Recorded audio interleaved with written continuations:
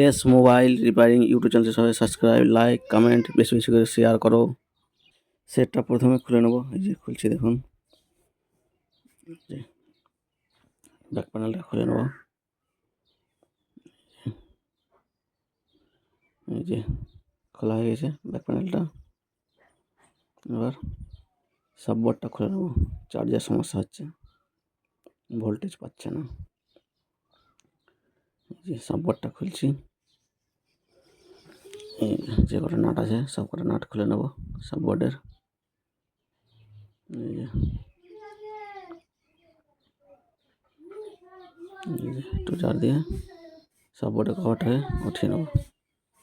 সাববোর্ডের cover খুললাম। এবার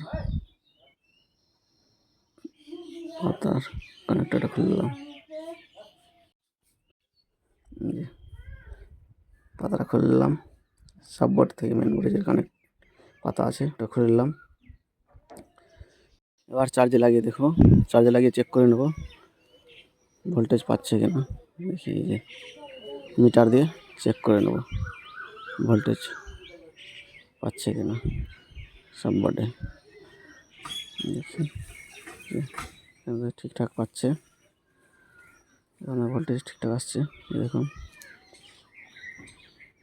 এবার পাতাটা লাগিয়ে চেক করবো পাতাতে ভোল্টেজ আসছে কিনা।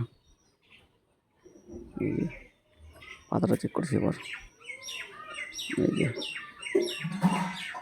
এই যে পাচ্ছে পাচ্ছে। এবার কানেক্টরটা লাগিয়ে নেব। এই যে লাগালাম, ভালো করে পাতাটা লাগিয়ে নেব। এই যে লাগিয়ে কানেক্টরগুলো লাগানো হয়ে গেছে। এবার সাববোর্ডটাকে আবার টাইট করে নেব নাট দিয়ে। এই যে নাট লাগাচ্ছি। প্রথমে চার্জ হচ্ছিল না, এবার ভোল্টেজ পাচ্ছে। সাববোর্ডে টাইট হয়ে গেল। এবার চার্জে লাগিয়ে দেখো চার্জ উঠাচ্ছে কিনা। এই যে দেখি, এই এবার ঠিক হয়ে গেছে, চার্জ হচ্ছে, চার্জ উঠাচ্ছে। এবার ব্যাক প্যানেলটা লাগিয়ে নেব।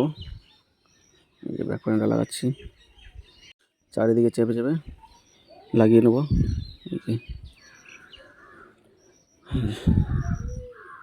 লাগাচ্ছি, লাগানো হয়ে গেছে। এবার চার্জে লাগিয়ে দেখো চার্জ হচ্ছে কিনা।